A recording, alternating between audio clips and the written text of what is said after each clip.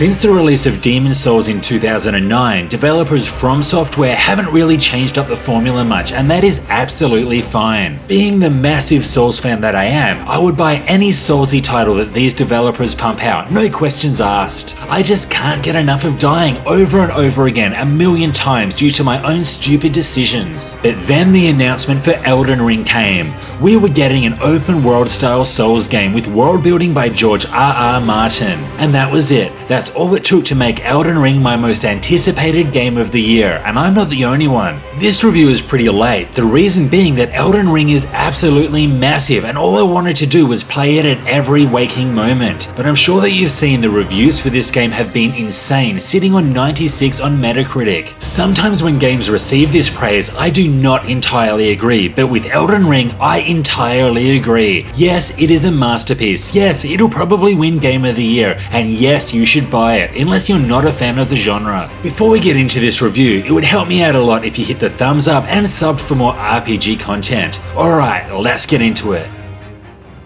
Elden Ring is set in the lands between, sometime after the Elden Ring had been shattered into pieces. These pieces, called Great Runes, are held by several beings throughout the realm, granting them great power but also making them a little crazy. Your created character is a Tarnished. The Tarnished are individuals once banished from the lands between but were then summoned back after the ring was shattered. The goal of the game is to traverse the realm, find the Great Runes, restore the Elden Ring and become the Elden Lord. The story of Elden Ring is exactly what you would expect from a Souls game. The lore is spread out everywhere in item descriptions and NPC dialogue, often leading to me being completely clueless as to what the hell they were talking about. And if you're wondering about Georg R.R. Martin, well, it's not like you'll play the game and think that is so Georg R.R. Martin, except for maybe the part where you die a million times. This style of storytelling usually isn't my thing, but it's almost as if I've been trained to love it within the Soulsy genre. It works so well with the atmosphere and does allow you to really dig into it if it's your thing.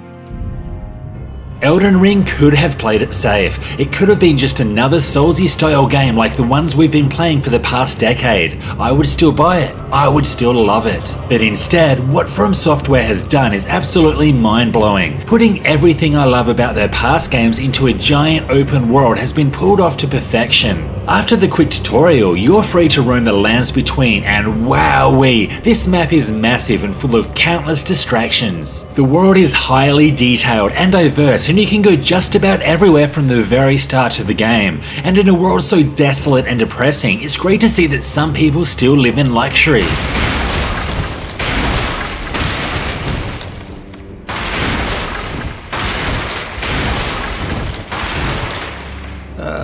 Lived in luxury. You can also roam the lands on a double jumping horse whose name is Torrent. I wonder if they named him that to screw with the search results when people search up Elden Ring Torrent. Pretty hilarious if they did. Anyway, exploration is brilliant and there is just so much to discover. This was usually my process for exploration. First, I would start off hunting for map pieces that would allow me to look up a detailed map of the region for areas of interest. Secondly, I would search for fast travel points called Lost Graces, which are like bonfires from previous games. These Lost Graces can also be fast traveled to at any point, given you're not in the middle of a battle. After this, I would hunt high and low for the gazillions of things hidden throughout this expansive world. These things include mini dungeons, optional bosses, merchants, and rare items. There are things to find everywhere, and it would often be on my second or third time through an area that I would finally notice something out of the ordinary and deviate to check it out. One thing that Elden Ring does better than just about every other game is its secrets. I mean, just when you find a hidden area, it's likely that there'll be hidden paths within these hidden areas, and then another hidden area on top of that. Secret paths just seem to never end at times, resulting in reward after reward after reward. Exploration and discovery is so satisfying, and a big part of what makes Elden Ring so hard to put down. I guess you could say that there are two very different ways to explore this world. Firstly is traveling in the overworld. Here, you're riding on your pony, double jumping, zooming around the place from A to B, and easily avoiding all possible encounters if that's what you want to do. Then there are the main story required dungeons, and this is textbook FromSoftware and where the real Soulsy experience lies. Some of these are among the best level designs I've experienced. They are so fun to work through and very challenging at times. Now, let's get into the combat. It is exactly what you would expect from a FromSoftware game, but with a few new additions. The melee combat is smooth, requiring precision and timing. Then there's the magic and range capabilities, plus the plethora of different weapon types, which provides loads of options in battle. One of the new mechanics is the guard break, which is incredibly easy to pull off. After blocking with a shield, you can press attack to counter with a critical hit. Unlike the high skill ceiling of a parry, there is no timing required with guard breaks.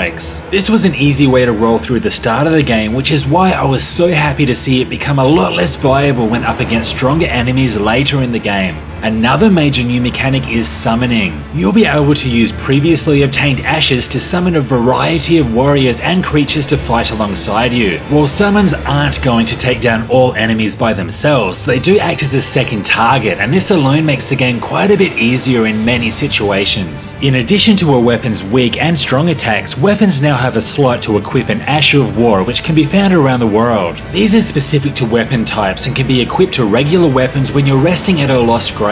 Many unique weapons also come with a unique skill, such as my bad boy, the Moon Veil. Its transient moonlight skill allows you to sheath your sword, then lunge forward for a powerful magical strike at the cost of FP. These weapon abilities add a lot of variation in battle and were a welcomed addition in moving this already highly acclaimed combat system forward.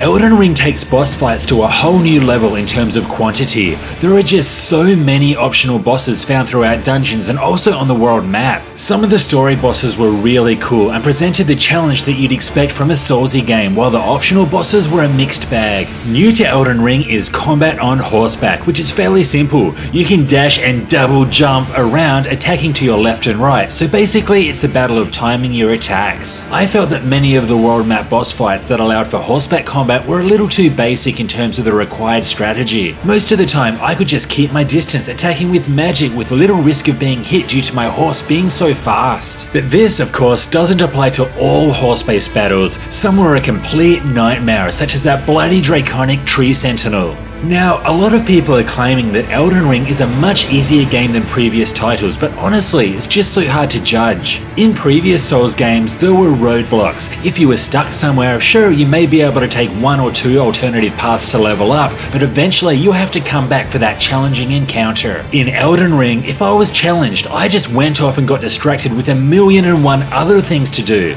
Elden Ring's bosses obviously aren't going to be a challenge if you spend 30 hours exploring a completely different area, taking on higher leveled foes, then returning completely over leveled to kick ass. The open world and the freedom that you're given makes it very hard to gauge the difficulty. And if you're wondering, yes, there is still an online component which allows you to summon an ally for some co-op or invade other people's games because you're a jerk and I hate you.